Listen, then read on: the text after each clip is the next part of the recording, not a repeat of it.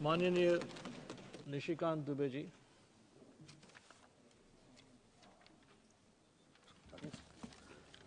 धन्यवाद सभापति महोदय। माननीय स्पीकर साहब ने एक डायरेक्शन दिया 115(1) में और ये कहा सभापति महोदय लीडर ऑफ द अपोजिशन को कि जब आप कोई चीज बोल रहे हैं तो उसको ऑथेंटिकेट करिए।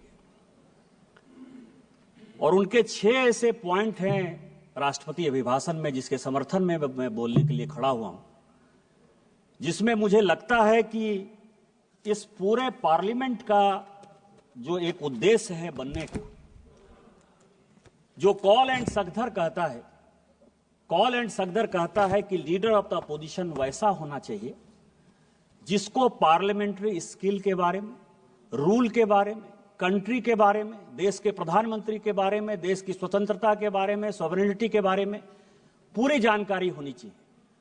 और मैं बड़े ही दुखी मन से यह बात बोलने जा रहा हूं कि वर्षों बाद ये चौथा मेरा टर्म है। इस चौथे टर्म में मुझे पहली बार एक ऐसा लीडर ऑफ द अपोजिशन दिखाई दे रहा है जो दुनिया में भारत कैसे कमजोर हो, देश के कैसे टुकड़े हो, किस तरह की विदेशी ताकतों के साथ मिलकर यहां की सोसाइटी को बरगलाया जाए, गलत बयानी किया जाए। और इस पार्लियामेंट में 105 जो हमको मिला हुआ अधिकार आर्टिकल 105 में फ्री एंड फेयर डिस्कशन का, उस फोरम का मिसयूज करके पूरे देश को गुमराह किया जाए। इसीलिए आपके माध्यम से मेरा विपक्ष के नेता पर आरोप भी है और उनको चैलेंज भी है और आपसे आग्रह भी है सभापति महोदय कि मैं जितनी बातें कह रहा हूं उस सबको मैं ऑथेंटिकेट करूंगा। और यदि राहुल गांधी जी में, लीडर ऑफ द अपोजिशन में हिम्मत है तो वो सारी बातों को ऑथेंटिकेट करें, नहीं तो वो फ्लोर ऑफ द हाउस इस्तीफा दें। सबसे पहला सवाल, उन्होंने 6 ऐसे पॉइंट के, मैं 6 विषय पर जो है आपके सामने और पूरे देश को ये बताना चाहता हूं। सबसे पहले उन्होंने कहा कि this phone is not made in India, this phone is assembled in India. और ऐसे करके जो है उन्होंने फोन दिखाया सर, ये फोन ऐसे दिखाया सर। अब आप समझिए सर, अपने दिल से जानिए पराये दिल का हाल।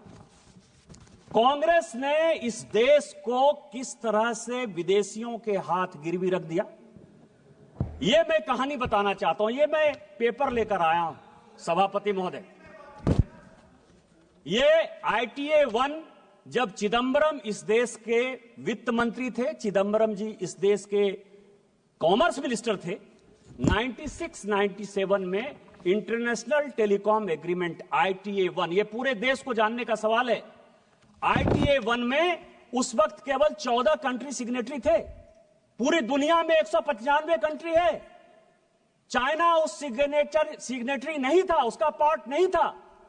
लेकिन इस देश को बेचने के लिए जो सॉफ्टवेयर, हार्डवेयर, इलेक्ट्रॉनिक्स, टॉयज, ये सब जो पूरी दुनिया में बनाते थे मैन्युफैक्चरर, यूरोपियन यूनियन के दबाव में इस सरकार ने और उस तत्कालीन वित्त मंत्री ने पैसे लेकर उस एग्रीमेंट को साइन कर लिया। और क्या साइन कर लिया ITA 1?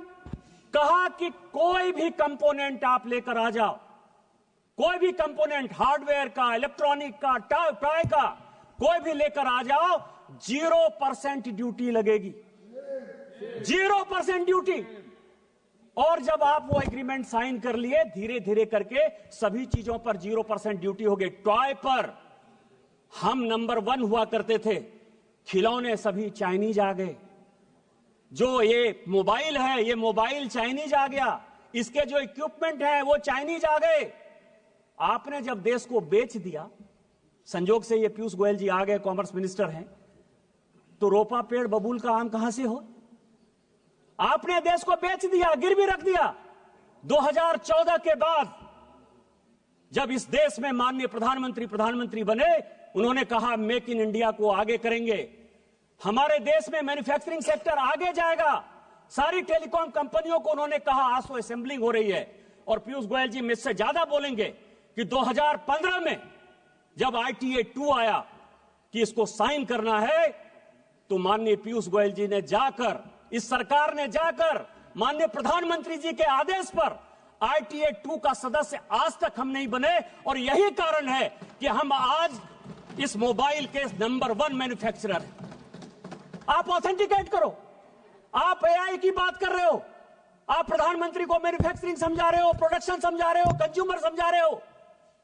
आपने जो देश को गिरवी रखा, आपने जो देश को बेचा, यदि आपके पास प्रमाण है कि माननीय प्रधानमंत्री जी ने यहां के मैन्युफैक्चरिंग सेक्टर को नहीं बढ़ाया, चाइना को उन्होंने बैन नहीं किया, आज चाइना को कंपटीशन यदि हम नहीं दे रहे हैं, तो आप ऑथेंटिकेट करो, नहीं तो आप देश से माफी मांगो कि आपने माननीय प्रधानमंत्री जी के इमेज को खराब किया। दूसरा बॉर्डर का सवाल है। फिर मैं कहूंगा सर, मैं कई एक किताब कोट करके आया। उन्होंने कहा बॉर्डर में चाइना जो है लेके चला गया। वैसे राजीव रंजन सिंह जी मुझे बहुत कह रहे थे कि चौकीदार वाला बात कहा और सुप्रीम कोर्ट के जजमेंट से जो है भाग गया। ऐसे ही भगौड़ा है, झूठ बोलने की आदत है, कभी झूठ बोल दिया और कहीं दबाव आ गया तो वापस चले जाते हैं। लेकिन इस देश के बॉर्डर और सैनिकों के लिए बहुत इंपॉर्टेंट बात है। क्या बात कहा उन्होंने सर? कि माननीय प्रधानमंत्री जी, जिनके पीछे वो तीसरी बार देश के प्रधानमंत्री बने, 140 करोड़ लोगों का जो विश्वास है वो माननीय प्रधानमंत्री पर है, इसीलिए तीसरी बार उनको प्रधानमंत्री बनाया।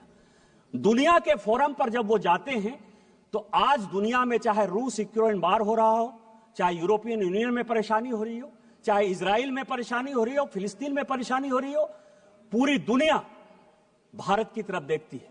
लेकिन ये किसने पैदा किया? मैं लेकर आया हूं सर आचार्य कृपलानी। सभी को जानने वाला सवाल है। आचार्य कृपलानी कांग्रेस के बड़े नेता थे। उनकी वाइफ सुचेता कृपलानी जो है उत्तर प्रदेश की मुख्यमंत्री भी बनी।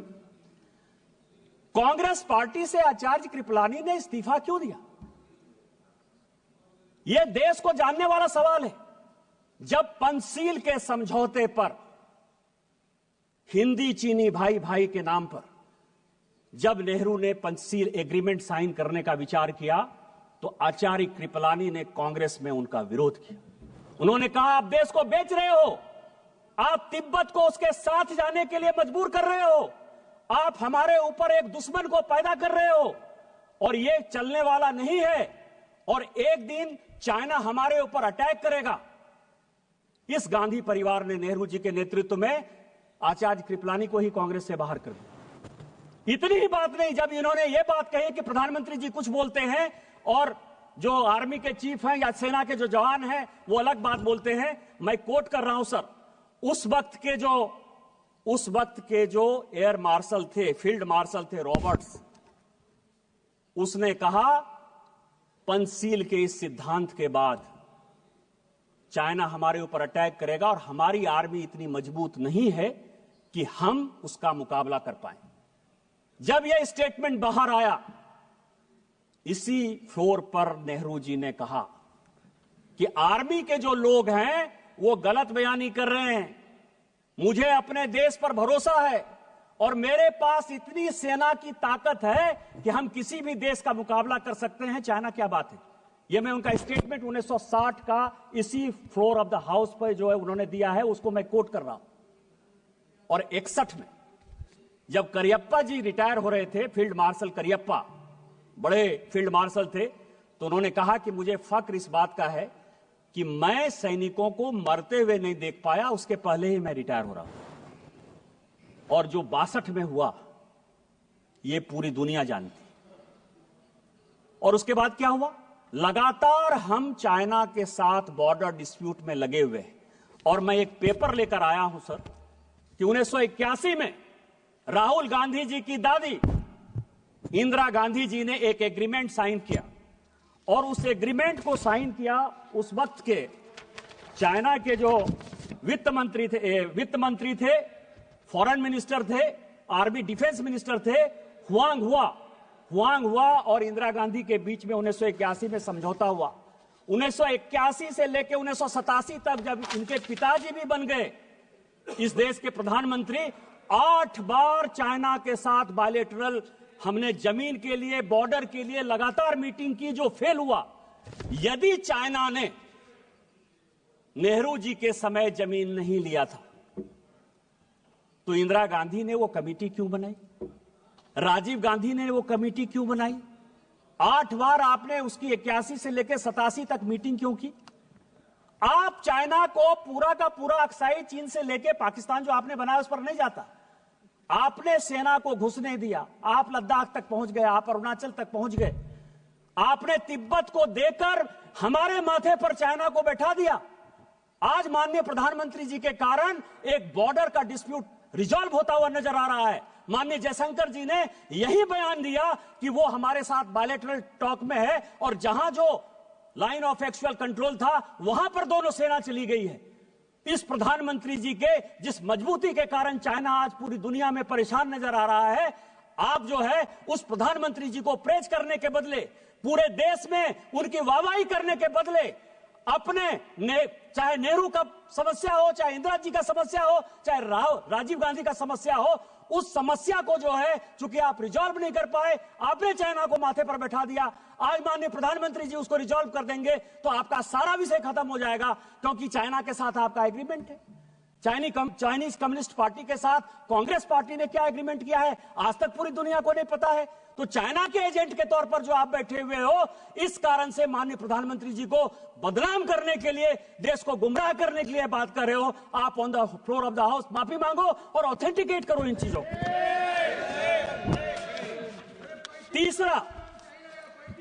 तीसरा बात उन्होंने कहा सर जयशंकर जी के बारे में, अमेरिका के बारे में, कि हम जो है, जयशंकर जी लगातार जाते रहे कि माननीय प्रधानमंत्री जी कैसे जो है ट्रंप से मिलेंगे।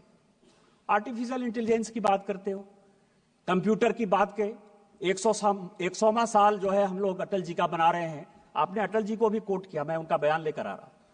उन्होंने क्या कहा सर? उन्होंने यह कहा कि कंप्यूटर का कोई बहुत बड़ा प्रभाव हमारे समाज में नहीं पड़ेगा। यही छोटा सा स्टेटमेंट है, यही उन्होंने भी कहा। फैक्ट है, कंप्यूटर का क्या इंपैक्ट पड़ा हमारे समाज में। आज अमेरिका में भी सॉफ्टवेयर में भारत के लोग ही तो मजबूत है ना, हमारा ही स्किल पावर जो है पूरी दुनिया में आगे है ना। यही बात तो कहा उन्होंने कि इससे रोजगार नहीं जाएगा, इससे रोजगार बढ़ेगा। आप उस जीवमृतात्मा देश के ऐसे प्रधानमंत्री जिनके बारे में आज भी पूरी दुनिया गर्व करती है और हम गर्व करते हैं कि भारतीय जनता पार्टी के वो प्रधानमंत्री थे, आप उनको भी नहीं छोड़ते हो। आज आर्टिफिशियल इंटेलिजेंस की आप बात करते हो। माननीय प्रधानमंत्री जी जब फरवरी में जा रहे हैं, कंप्यूटर हमारे यहां सभापति महोदय 1987-88 में आया, अमेरिका में कंप्यूटर 1960 के दशक में आया, यूके में कंप्यूटर 1960 के दशक में आया। 30 साल बाद तो आप कंप्यूटर ला पाए। कोरोना के वैक्सीन में भी माननीय प्रधानमंत्री जी ने दुनिया को दिखाया कि हम दुनिया के साथ कंधे से कंधा मिलाकर वैक्सीन बना सकते हैं, और हमने बनाया। और आज आर्टिफिशियल इंटेलिजेंस पर भी माननीय प्रधानमंत्री जी ने पूरी दुनिया को दिखाया कि जितना आप आगे होने की बात करते हो उससे ज्यादा हम हैं। और अभी माननीय प्रधानमंत्री जी के कहने पर अश्विनी वैष्णव जी का आया है कि जो चाइना का डीप सेक है उसको हम 6 महीने के अंदर समाप्त कर देंगे और हम उससे बढ़िया आर्टिफिशियल इंटेलिजेंस बनाएंगे। डाटा हमारे पास है, मैन्युफैक्चरिंग हमारे पास है, बुद्धि हमारे पास है। लेकिन आप क्या कर रहे हो कि अमेरिका में जयशंकर जी गए। मैं 27 जनवरी, पूरे हाउस के जानकारी के लिए, 27 जनवरी 2025 व्हाइट हाउस का जो स्टेटमेंट है वो पढ़ देना चाहता हूं। वो कहते हैं कि अमेरिका के राष्ट्रपति ने भारत के प्रधानमंत्री से बात की। व्हाइट हाउस का स्टेटमेंट है, देश का स्टेटमेंट नहीं है। और वो ये कहते हैं कि हम भारत के प्रधानमंत्री के साथ अच्छे रिलेशन रखना चाहते हैं। हमने उनको इनवाइट किया। यदि जयशंकर जी ने यह काम किया होता तो क्या व्हाइट हाउस पर भी भारत सरकार का इतना अधिकार है कि जो चाहे स्टेटमेंट दे दे? और यदि यह अधिकार जयशंकर जी और माननीय प्रधानमंत्री जी के कारण व्हाइट हाउस में भी है, तो इस देश को गर्व करना चाहिए कि हमने व्हाइट हाउस को भी कंट्रोल कर लिया। लेकिन फिर मैं कहूंगा समस्या कहां है? समस्या यह है सर कि अमेरिका में इनके पूरे परिवार के साथ रिलेशन खराब रहा। मैं अभी CIA की रिपोर्ट देख रहा था, 1971 की, 1972 की, 1973 की। वो ये कह रहा है कि भारत की इकोनॉमी रसातल में जा रही है, ये पाकिस्तान को अटैक करके जो है एक एक्सपेंशन के मोड में जाना चाहती है, लेकिन इसका अपना कुछ नहीं है, ये रूस के साथ मिलकर जाना चाहती है और हम भारत को बैन करेंगे। और ये जो 71-72 का CIA का रिपोर्ट है, इसके कारण मैं आपको बताऊं कि इसी इंदिरा जी को 1982 में रोनाल्ड रीगन से जाकर माफी मांगनी पड़ी। आप उस परिवार के आदमी हो, वो देश के प्रधानमंत्री, मैं नहीं बोलना चाहता था, मुंह नहीं खोलवाना चाहता था मैं, लेकिन 1982 में इंदिरा जी ने अमेरिका जाकर रोनाल्ड रीगन से माफी मांगी कि जो हो गया सो हो गया, हमको माफ कर दीजिए। और हम देश को, एक वो देश था और आज माननीय प्रधानमंत्री जी के नेतृत्व में यह देश है कि ट्रंप खुद से फोन करते हैं और ट्रंप व्हाइट हाउस में पूरा बताते हैं कि हमने उनको बुलाया है, हम उनके साथ अच्छा रिलेशन रखना चाहते हैं। देश कहां चला गया और आप कहां खड़े हो? तीसरा सवाल है सर, इन्होंने महाराष्ट्र इलेक्शन की बात की और चुनाव, चौथा पॉइंट सर, और इन्होंने इलेक्शन कमीशन के अपॉइंटमेंट की बात की, अपॉइंटमेंट की बात की सर। सुप्रीम कोर्ट का जजमेंट मैंने देखा, सुप्रीम कोर्ट के जजमेंट ने कहा कि जो इलेक्शन कमीशन का जो अपॉइंटमेंट है वो ट्रांसपेरेंट नहीं है। ये आज सुप्रीम कोर्ट में केस हुआ तो ये जजमेंट आया और ये भी कहा कि ये जजमेंट मैं टेम्पोररी दे रहा हूं, लेकिन पार्लियामेंट को ही अधिकार है कि कानून बनाए। कैसे बनाना है, इसी पार्लियामेंट ने पास किया कि कौन कौन लोग होंगे और इलेक्शन कमीशन का अपॉइंटमेंट कैसे होगा, बनाया सर। लेकिन मैं जो महत्वपूर्ण बात कह रहा हूं कि चुनाव आयोग पर इतना आरोप आप लगा दिए। MS गिल चुनाव आयुक्त थे, मुख्य चुनाव आयुक्त थे, रिटायर हुए सर, कांग्रेस पार्टी के सदस्य हो गए, राज्यसभा से मेंबर हो गए और देश के मंत्री हो गए स्पोर्ट्स के। नवीन चावला सर, नवीन चावला, अब उनको मैं श्रद्धांजलि देता हूं, अभी उनकी डेथ हुई, लेकिन पूरी दुनिया जानती है कि जो विदेशी लॉबी है, मदर टेरेसा पर बहुत अच्छा बुक लिखा उन्होंने सर, और जो वो लॉबी सोरेस के साथ जो लॉबी गांधी परिवार को मदद करती है और जो देश के टुकड़े टुकड़े करना चाहती है, उस लॉबी के सबसे बड़े समर्थक थे। उस नवीन चावला को आपने, जो सेक्रेटरी एमपैनल नहीं था, जानकारी के लिए, उसको जबरदस्ती सेक्रेटरी एमपैनल कराया और सीधा चीफ इलेक्शन कमिश्नर बना दिया। आज यदि सुप्रीम कोर्ट के आदेश के बाद हम कानून चेंज करके लेकर आए और उसमें आप भी बैठोगे, पैनल हम देंगे, तो इसके पहले तो आपने कभी लीडर ऑफ द अपोजिशन को नहीं पूछा। जब तक 2014 तक सरकार रही, मैं राहुल गांधी जी, पूरी कांग्रेस पार्टी और पूरे विपक्ष को चैलेंज करता हूं कि आपने इलेक्शन कमिश्नर के अपॉइंटमेंट में, चीफ इलेक्शन कमिश्नर के अपॉइंटमेंट में एक बार भी किसी विपक्ष के आदमी से कंसल्ट किया है? आजादी के 1950 से लेकर 2014 तक आप अपने चपरासी को, अपरासी को, कार्यकर्ता को, जिसको आपने चाहा जो है इलेक्शन कमिश्नर बना दिया। 100 चूहे खाकर बिल्ली चली हज को। आज हम ट्रांसपेरेंसी के साथ आगे बढ़ रहे हैं और उसके बाद आप चुनाव पे जो ताकतें ऐसी हैं जो भारत की डेमोक्रेसी को कमजोर करना चाहती हैं, उन ताकतों के साथ मिलकर आपने जो है पूरा का पूरा महाराष्ट्र इलेक्शन का जो है हिसाब किताब दे दिया। मैं कुछ सीटें लेकर आया हूं सभापति महोदय, बस 2-4 मिनट में खत्म कर दूंगा। स्पीकर महोदय, एक ही सेकंड केवल 2 मिनट। नहीं, हाँ बैठिए, फिर आपको मूव। अच्छा, एक ही सेकंड। हाँ, इस महत्वपूर्ण चर्चा पर लंबी सूची है, इसीलिए सभा की अनुमति हो तो सभा की कार्यवाही 11 बजे तक बढ़ा दी जाए। बोलिए सभापति महोदय, महाराष्ट्र इलेक्शन में सभी ईवीएम पर आ जाइए, ईवीएम पर आ जाइए। ईवीएम किसने लाया? हम लेकर आए ईवीएम। मैं जब 2009 में पहली बार सांसद बना तो ईवीएम से ही जीत कर आया। आपकी सरकार बन गई ईवीएम, इसका मतलब कि आप चोरी करते थे ईवीएम में? आप बताओ देश को कि ईवीएम जो है मैनिपुलेट होता है। नवीन चावला के माध्यम से हमने मैनिपुलेट कर लिया, MS गिल के माध्यम से हमने मैनिपुलेट कर लिया। माफी मांगो, और यदि आप ये माफी मांगते हो तो शायद इसके बारे में माननीय प्रधानमंत्री जी चर्चा कर सकते हैं। ईवीएम तो आप ही लेकर आए हो। लेकिन जो आपने जनता के मन में डेमोक्रेसी के खिलाफ, महाराष्ट्र के रिजल्ट के खिलाफ, महाराष्ट्र की जनता को जो आपने उसका अपमान किया, उस मैंडेट का अपमान किया, उसका कौन हिसाब किताब देगा? मैं केवल कुछ सीटें पढ़ना चाहता हूं सभापति महोदय। अकोला वेस्ट 18,000 वोट पड़ा, ठीक है, आपकी बात मैंने मान लिया। 1,000 से लेके 70,000 तक वोट जो है किसी किसी विधानसभा में बढ़ा है। अकोला वेस्ट 18,000 वोट बढ़ा, जीती कौन? कांग्रेस। नागपुर वेस्ट 22,000 वोट बढ़ा, जीता कौन? कांग्रेस। नागपुर नॉर्थ 23,000 वोट बढ़ा, जीता कौन? कांग्रेस। यवतमाल 13,000 वोट बढ़ा, जीता कौन? कांग्रेस। मालेगांव 40,000 वोट बढ़ा, जीते कौन? ओवैसी साहब की पार्टी।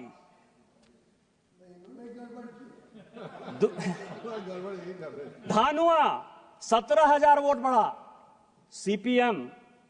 भिवंडी 40,000 वोट बढ़ा, समाजवादी पार्टी। और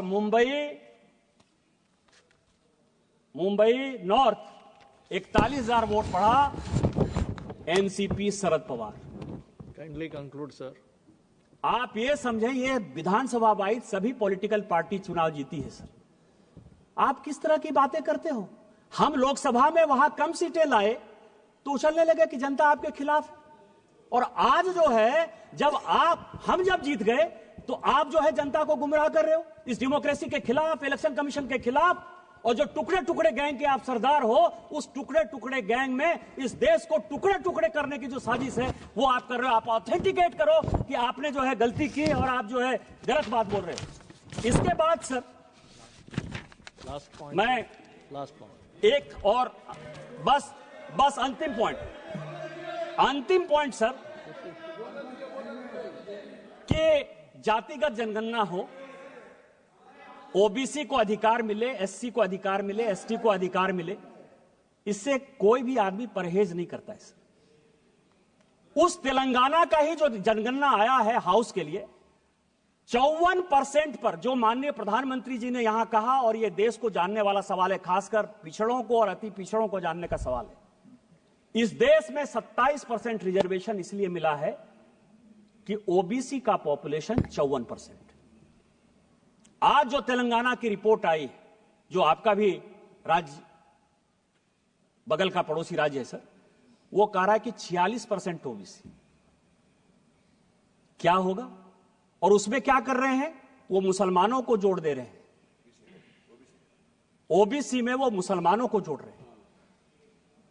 माननीय प्रधानमंत्री जी ने कहा है कि जब तक मैं इस देश का प्रधानमंत्री हूं और भारतीय जनता पार्टी का एक भी कार्यकर्ता है, वो ओबीसी के आरक्षण को बैकडोर से कभी भी मुसलमानों के पास नहीं जाने देगा। ये जो वोट बैंक की राजनीति है, इस वोट बैंक की राजनीति यही करने के लिए प्रेरित कर रही है। पिछड़ा, जिस पिछड़े की बात कर रहे हो, उस पिछड़े का सबसे बड़ा नेतृत्वकर्ता माननीय प्रधानमंत्री खुद सामने बैठे थे। ये आपको दिखाई नहीं दिया कि ओबीसी इस देश का प्रधानमंत्री है? अरे उस आदमी को तो मनमोहन सिंह जी की अभी डेथ हुई है ललन जी, उनको वो भी नहीं दिखाया कि माइनॉरिटी के आधार पर 10 साल मनमोहन सिंह जी एक माइनॉरिटी इस देश के प्रधानमंत्री थे। द्रौपदी मुर्मू शेड्यूल ट्राइब महिला इस देश की राष्ट्रपति है।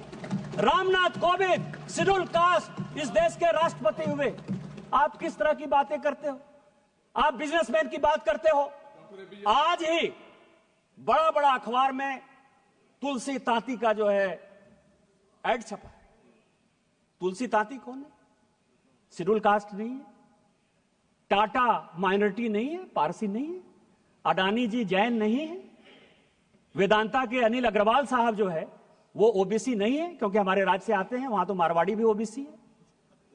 किस तरह की बातें कर रहे हैं?